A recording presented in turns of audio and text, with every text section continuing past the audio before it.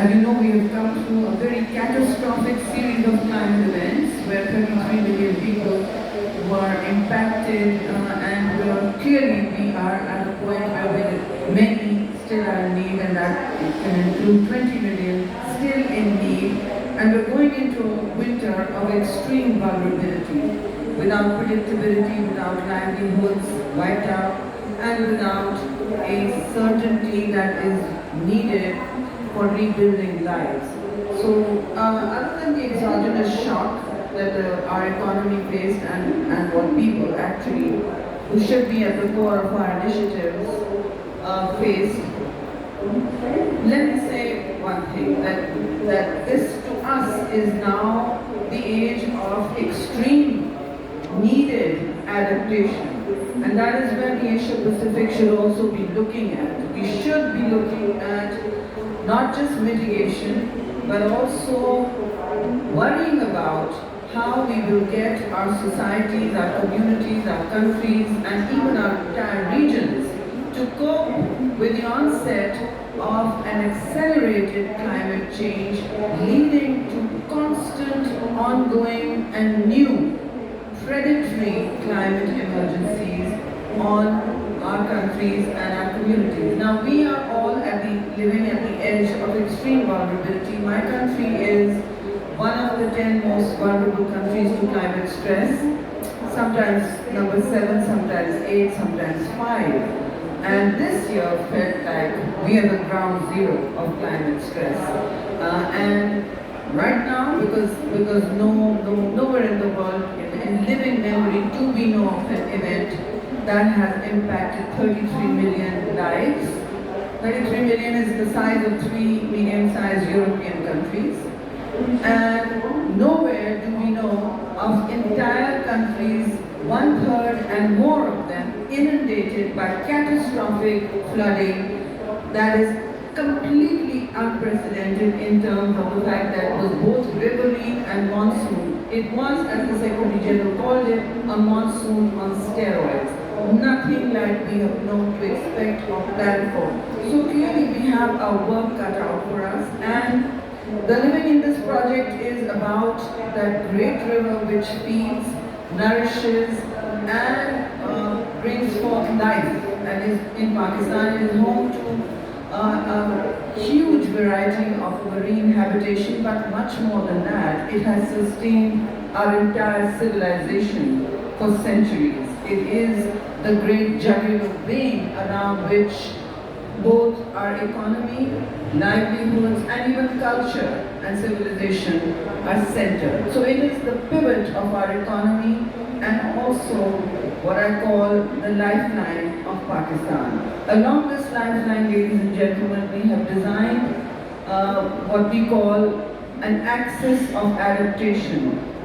It is one of the largest carbon sinks in our country also, so it will be able to sequester over 100 billion tons of carbon, metric tons of carbon by 2030 if we are on path to the 25 to a living menu of 25 interventions that we have designed for public and private sector investors to build equities in nature-based solutions. And right now we find that what's the problem? The problem is that it is one of the signature projects that both mitigate, that sequester carbon, and adapt to the future, which means that interventions will allow flooding and floodplain planning, which all our economies need to worry about, to be built into the management of the river, its ecosystem, the settlements and livelihoods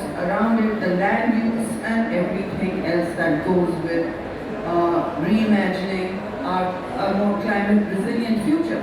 Now, when we do that, what stands in our way?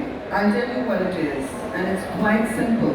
This entire COP should be about unlocking private and public financing for huge adaptation and mitigation projects. And here we're seeing, this morning I was reading in the New York Times or somewhere, that $125 trillion are needed to reach net zero by 2050. $125 trillion. I don't even see that kind of money being generated for everybody's favorite war, because wars do generate a lot of cash, right? They immediately mobilize entire countries and coalitions. What we need now is a coalition of the willing to unlock climate finance for governments and countries, and I think entire regions, to manage predictability, resilience, and even mitigation for a future where they can actually survive an accelerated climate tsunami that is coming our way. Why I say accelerated? Because 2030, we're hurtling towards, some people say 2.7 degree world. I think we're hurtling towards a 3 degree world at this point, because this morning I also saw that our biggest, we have a situation where we are still collectively as global emitters emitting more than 2021. So collectively, the entire world's emissions are still on a higher trajectory despite all our planning, our pledges, our ambitions, our NDCs, our reporting, and this large architecture that we put together to build common ground to save the planet, to save our future. But frankly, this is no longer about saving our future. It is about saving our present. It is about saving the land we stand on and what we expect to build and grow on. So when we build, as we are rebuilding back in Pakistan, we need to rebuild back with a plan that is extremely adaptive and resilient to stresses that are coming without warning. Now we are putting in early warning systems. The UN Secretary General has talked about an early warning system as a fundamental human right. It's a priority in the next 5 years, according to him, and he's quite right. Early risk, early warning, with risk mapping and early warning will save lives. And at the core of all these projects, of the entire COP system, we should not forget, are people whose lives are at risk, who still reel from shock in pockets all over the world, and particularly the Asia Pacific is impacted with rising sea levels and many such calamities. There are many states that will not even survive the decade. They will sink. So we need to find solutions that are not just allowing for just transitions, and we all know what a just transition means, so I won't repeat that. But my country, at the edge of vulnerability, right, it is a postcard to humanity, really, from nature. As the UN Secretary General came, he said this is absolutely a climate carnage of the level he has not seen in his entire life. And the UN OCHA and the UN system should know. They arrive everywhere. We are very grateful for the support of the entire UN system and our development partners. But here's what's holding us back from building back with resilience, saving lives, preventing flooding, and doing all the things, the menu of things that we want to do through this magnificent living in this project, which I would have liked to showcase to you in greater detail. But since there's not enough time, I will say that it intervenes in both carbon sequestering, in nature positive solutions, and some are low cost, some are obviously high cost, because we are trying to revive a river which is the fourth most polluted in the world, and it is the lifeline. So it goes from flooding in the north, where we have the highest number of glaciers in the world. They're quite majestic, and all tourists are very invited, but they're invited to be eco-tourists and not litter our famous glaciers that are now melting and creating a kind of flooding downstream. And also the plains of the Indus, which is the delta areas, are bone dry on one side, while the other is completely inundated with water, which will not go away because we're under sea level. You're looking impatient, so I'm about to finish. And so what's the last thing? The last line. The last line is, the whole thing has been costed with our UN partners at 11 to 17 billion dollars. Where are debt-stressed countries already suffering from the loss and damage of $30 billion estimated by the World Bank? This flood has cost us $30 billion. We don't have that kind of money.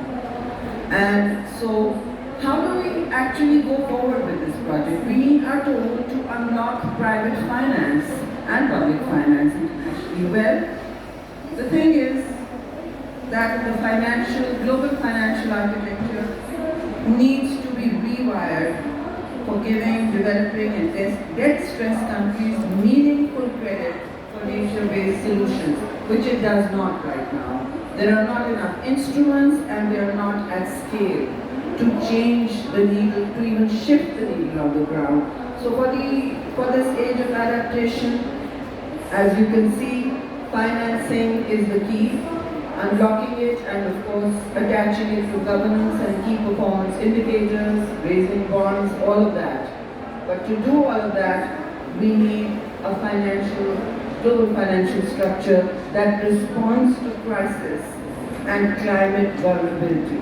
With those words, I thank you for your time and patience and look forward to hearing more from you. We will likely be hosting another event here if we can design it, and we'll speak to you more about this then. Thank you very much.